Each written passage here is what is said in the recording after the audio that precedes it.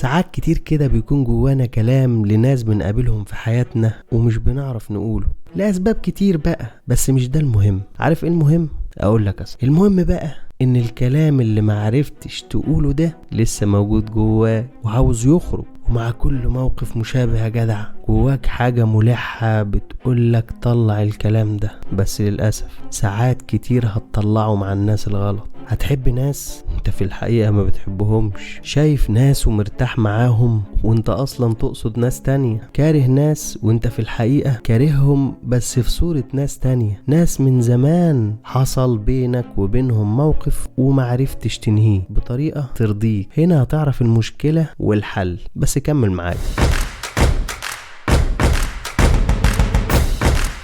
السلام عليكم ورحمة الله وبركاته. أنا محمد ناصر وأنت بتتفرج على سلسلة قطرة من كتاب، وده الجزء الثاني من كتاب الخروج عن النص. كل واحد فينا جواه مواقف ومشاعر وأحداث غير منتهية، يعني تزهق مع شخص وتشيط وتقول الموقف ده ما كانش يستدعي كل ده، أنا عارف بس أنا مش عارف أنا عملت كده ليه، مش عارف إيه اللي خلاني أعمل كده. ساعتها لازم تدور جواك إيه السبب، مين اللي كان المفروض الموقف ده يحصل معاه وما حصلش وجت في الشخص ده. في الحقيقة أكيد يعني مش المواقف وأحداث اليوم هتكون كلها كده، لكن في مواقف ملحة مش بتنتهي خالص دايما معاك علشان ما انتهتش مع أول شخص المفروض كانت تنتهي معاه. طب إيه الحل؟ الكاتب بيقول فيه 5 حلول. أول حل إنك تسامح، أو ترجع بالزمن وبالمشهد وتخيل الشخص ده وتكلمه وتقوله كل اللي نفسك فيه، او تفضل مسجون في ماضيك، او تروح فعلا للشخص وتنهي معاه الموقف بالطريقة اللي كنت عايز تنهيها. طبعا كلنا عارفين ان ربنا بيحب اللي بيسامح، لكن علشان تسامح لازم تكون قادر، فلازم تخلص الموقف كله الاول وبعد كده تقدر تسامح. وانت قاعد في امان الله تلاقي صاحبك المعتاد ان هو بيجي يقعد معاك من وقت للتاني وتلاقيه يقولك تمالك كده كبير فيك ايه، باين عليك زهقان كده، حتى باين على وشك. تبصله كده وتقوله يا عم انا زي الفل. للاسف هو اللي عنده المشكله لكن سقطها عليك، وتلاقيك فعلا بعد شويه زهقان وقرفان. خلي بالك يا صاحبي، ده فخ انت كم مره وقعت فيه. خد بالك، احاسيس بعض الناس ممكن يزرعها فيك بدون وعيك، وده في علم النفس اسمه التقمص الاسقاطي. شفت قبل كده حد زي الفل وفجاه يتحول لمرتشي اكل مال الحرام؟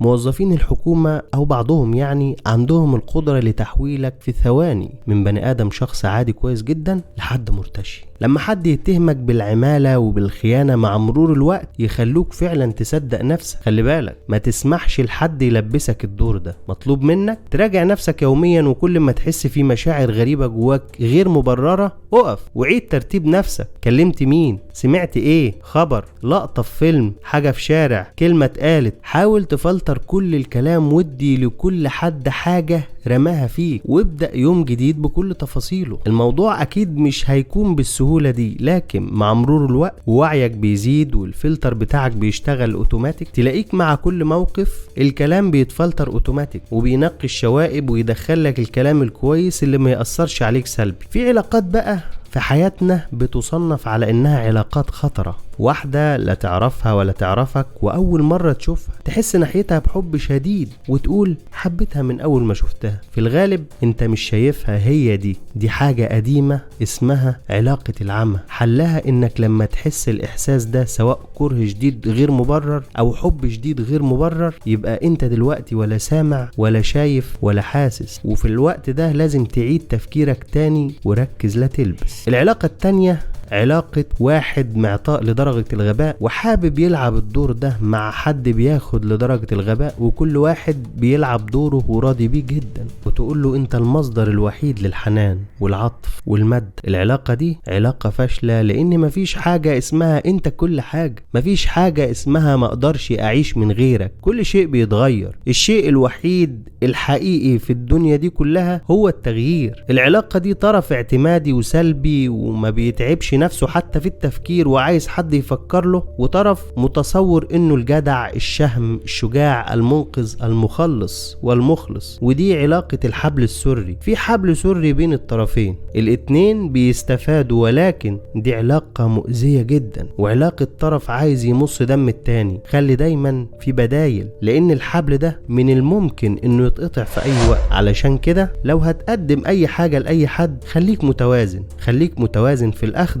والعطاء. وبكده يكون خلص الجزء الثاني من كتاب الخروج عن النص. لو عجبك الفيديو، وان شاء الله يعجبك، ولو ما عجبكش حاول تعيده تاني، اكيد في المرة التانية هتستفاد اضعاف مضاعف. ساعتها دوس لايك جامد وشير وتعليق تقول لنا رأيك فيه. وبس كده، والسلام عليكم ورحمة الله وبركاته.